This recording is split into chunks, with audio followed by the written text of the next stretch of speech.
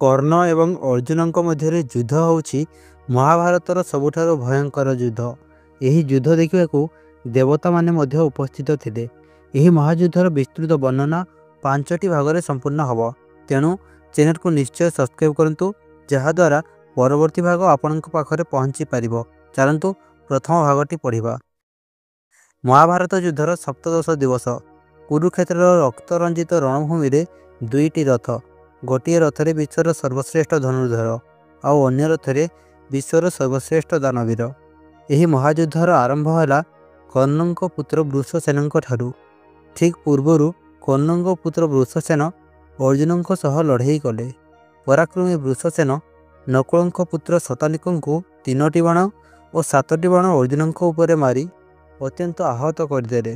ଏହି ପରାକ୍ରମ ଦେଖି କୌରବ ସେନା ବୃଷସେନଙ୍କର ଜୟ ଜୟକାର କରିବାକୁ ଲାଗିଲେ। ପାଣ୍ଡବ ସୈନିକମାନେ ବୁଝିଗଲେ ଯେ ବୃଷସେନଙ୍କର ଅନ୍ତିମ ସମୟ ଆସିଯାଇଛି। ସେହି ସମୟରେ ବୃଷସେନ କର୍ଣ୍ଣଙ୍କ ସାମ୍ନାରେ ଠିଆ ହୋଇଥିଲେ।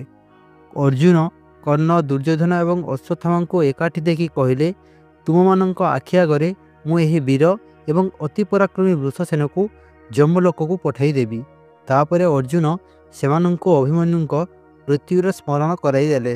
କ୍ଷଣକ ମଧ୍ୟରେ ଅର୍ଜୁନ ନିଜର ଗାଣ୍ଡୀବ ଧନୁକୁ ଟଙ୍କାର ଦେଇ ବୃଷସେନଙ୍କ ଉପରେ ହସି ହସି 10ଟି ବାଣ ଛାଡ଼ିଲେ। ପଲକ ମଧ୍ୟରେ ବୃଷସେନଙ୍କର 2ଟି ବାହୁ ଏବଂ ମସ୍ତକ ଶରୀରରୁ ଅଲଗା ହୋଇଗଲା ଏବଂ ସେ ରଥରୁ ତଳେ ଖସି ପଡ଼ିଲେ। ନିଜ ପୁତ୍ରର ଏପରି ମୃତ୍ୟୁ ଦେଖି ମହାବଳୀ କର୍ଣ୍ଣ ସନ୍ତାପ ଓ କ୍ରୋଧରେ ମହାସାଗର ପରି ଗର୍ଜନ କରି ଅର୍ଜୁନଙ୍କ ଉପରେ ଆକ୍ରମଣ କରିବାକୁ ଆଗକୁ ବଢ଼ିଲେ। ଶ୍ରୀକୃଷ୍ଣ ହସି ହସି କହିଲେ, ପାର୍ଥ, ଯାହାର ସାରଥୀ ଶଲ୍ୟ ଅଟନ୍ତି ଏବଂ ଯାହାର ରଥରେ ଧଳା ଘୋଡ଼ା ଯୋଚା ହୋଇଛି, ସେହି ଦୁର୍ଯ୍ୟୋଧନର ପ୍ରିୟ କର୍ଣ୍ଣ ଏହି ଆଡ଼କୁ ଆସୁଛନ୍ତି।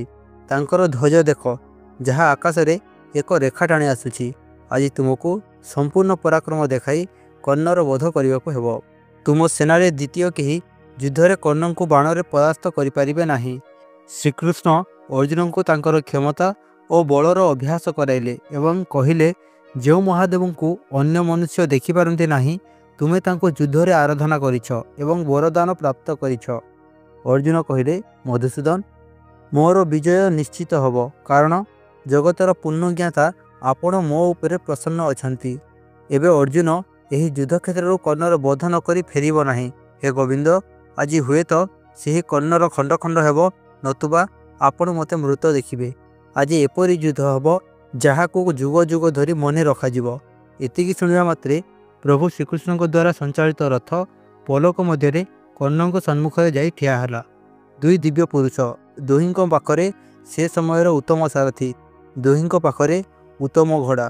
ଏହି ଦୁଇ ପକ୍ଷ ଆମ୍ନା ସାମ୍ନା ହେବାରୁ ସେଠାରେ ଉପସ୍ଥିତ ଯୋଦ୍ଧାମାନଙ୍କୁ ଏପରି ଲାଗିଲା ଯେମିତି 2ଟି ସୂର୍ଯ୍ୟ ଉଦୟ ହୋଇଛନ୍ତି। କର୍ଣ୍ଣଙ୍କ ରଥର ଧ୍ୱଜାରେ ହସ୍ତିରଜ୍ଜୁ ବା ହସ୍ତିକସ୍ୟ ମୋହର କେତୁ ପ୍ରତୀକ ଅଙ୍କିତ ଥିଲା ଏବଂ ଅର୍ଜୁନଙ୍କ ରଥରେ ମହାବଳୀ ହନୁମାନ ରୂପୀ ବାଣର ଚିହ୍ନ ଥିଲା।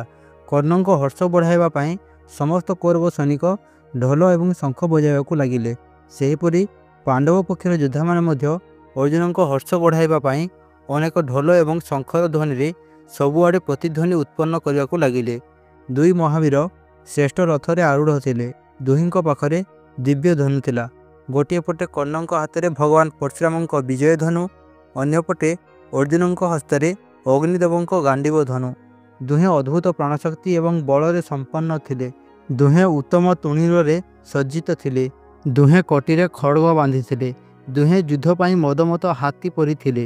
ସେମାନଙ୍କର ମୁଖ ସୂର୍ଯ୍ୟଙ୍କ ପ୍ରକାଶ ପରି କାନ୍ତିମାନ ଥିଲା। ଦୁହିଁଙ୍କ ପାଖରେ ସେହି କାଳର ସର୍ବଶ୍ରେଷ୍ଠ ସାରଥୀ ଥିଲେ। କାନ୍ଧ ସିଂହ ପରି, ଭୁଜ କାଳ ପରି, ଆଖି ରକ୍ତ ପରି ଲାଲ ଏବଂ ଲାଗୁଥିଲା ଯେମିତି ଦୁହେଁ ଏକ ଅନ୍ୟର ବଧ କରିବାକୁ ଚାହୁଁଥିଲେ। ଦୁହେଁ ଏତେ ଆୟୁଧରେ ସମ୍ପନ୍ନ ଥିଲେ ଯେ ସେଠାରେ ଉପସ୍ଥିତ ଥିବା ପ୍ରାଣୀମାନଙ୍କୁ କାହାର ବିଜୟ ହେବ ବୋଲି ସନ୍ଦେହ ହେଉଥିଲା। 2 ପକ୍ଷର ସେନାମାନେ ଅର୍ଜୁନ ଏବଂ କର୍ଣ୍ଣଙ୍କ ରକ୍ଷା ପାଇଁ ସେମାନଙ୍କୁ ଘେରି ଆଗକୁ ବଢ଼ିବାକୁ ଲାଗିଲେ। ଏହିପରି ଭାବରେ ଏହି ଯୁଦ୍ଧର ଆରମ୍ଭ ହେଲା। ଏପରି ଲାଗୁଥିଲା ଯେପରି ସମ୍ପୂର୍ଣ୍ଣ ପ୍ରକୃତି 2 ଭାଗରେ ବିଭକ୍ତ ହୋଇ ଅର୍ଜୁନ ଏବଂ କର୍ଣ୍ଣଙ୍କ ମଧ୍ୟରୁ କାହାର ପକ୍ଷ ନେବାକୁ ଲାଗିଛି। ମହାଭାରତରେ ଉଲ୍ଲେଖ ଅଛି ଯେ ସେହି କ୍ଷଣରେ ଇନ୍ଦ୍ର ଏବଂ ସୂର୍ଯ୍ୟଦେବ ମଧ୍ୟ ନିଜ ନିଜ ପୁତ୍ରଙ୍କ ବିଜୟ ପାଇଁ ବାଦ ବିବାଦ କରିଥିଲେ। ଗୋଟିଏ ପଟେ ଶ୍ରୀକୃଷ୍ଣ ଏବଂ ଅର୍ଜୁନ ତ ଅନ୍ୟପଟେ ଶଲ୍ୟ ଏବଂ କର୍ଣ୍ଣ ନିଜ ନିଜ ଶଙ୍ଖ ବଜାଇଲେ। ତେବେ ଅନାୟାସରେ ଏବଂ ଉତ୍ସୁକତା ବଶତଃ ଅର୍ଜୁନ ଶ୍ରୀକୃଷ୍ଣଙ୍କୁ ପ୍ରଶ୍ନ କଲେ, ମାଧବ, ଯଦି ଆଜି କର୍ଣ୍ଣ ମୋର ବଧ କରିଦିଅନ୍ତି ତେବେ ଆପଣ କ'ଣ କରିବେ?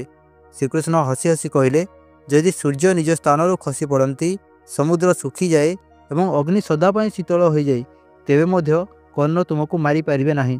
ଯଦି ଏପରି କିଛି ସମ୍ଭବ ହୁଏ ତେବେ ଏହି ସଂସାର ଉଜୁଡ଼ିଯିବ ଏବଂ ମୁଁ ମୋର ଦୁଇ ଭୁଜରେ ଏହି ଯୁଦ୍ଧଭୂମିରେ କର୍ଣ୍ଣ ଏବଂ ଶଲ୍ୟଙ୍କୁ ବିନାଶ କରିଦେବି। ଏହା ଶୁଣି ଅର୍ଜୁନ ମନେ ମନେ ହସି ଉଠିଲେ। ସେପଟେ ଦୁର୍ଯ୍ୟୋଧନ, କୃତକର୍ମା, ଶକୁନି ଏବଂ କର୍ଣ୍ଣ ଏକ ସାଥିରେ କୃଷ୍ଣ ଏବଂ ଅର୍ଜୁନଙ୍କ ଉପରେ ପ୍ରହାର କରିବାକୁ ଲାଗିଲେ। ଅର୍ଜୁନ ସେମାନଙ୍କ ସମୂହର ଧନୁ, ବର୍ମ, ଘୋଡ଼ା ଏବଂ ରଥକୁ ଏକା ସାଥିରେ ଖଣ୍ଡିତ କରିଦେଲେ ଏବଂ କର୍ଣ୍ଣଙ୍କ ଉପରେ ଏକକାଳୀନ ବହୁ ବାଣ ଛାଡ଼ିଲେ। ଏହା ଦେଖି ତୁଷାର ମୌର୍ଯ୍ୟ ବଂଶର ଯୋଦ୍ଧାମାନେ ଅର୍ଜୁନଙ୍କୁ ମାରିବା ପାଇଁ ଏକ ସାଥିରେ ଦୌଡ଼ିଲେ। ଅର୍ଜୁନ ଅନେକ ଅନେକ ବାଣ ଏକ ସାଥିରେ ଛାଡ଼ିଲେ ଏବଂ ସେମାନଙ୍କର ମୁଣ୍ଡ କଟି ଯୁଦ୍ଧଭୂମିରେ ପଡ଼ିବାକୁ ଲାଗିଲା। ମୃତ୍ୟୁର ଏପରି ତାଣ୍ଡବ ଦେଖି ଦୌଡ଼ୁଥିବା ଯୋଦ୍ଧାମାନେ ସ୍ତବ୍ଧ ହୋଇ ଠିଆ ହୋଇଗଲେ। ଅନ୍ତିମ ଥର ପାଇଁ ଦୁର୍ଯ୍ୟୋଧନଙ୍କୁ ଅଶ୍ୱତ୍ଥାମା ବୁଝାଇବାକୁ ଚାହିଁଲେ।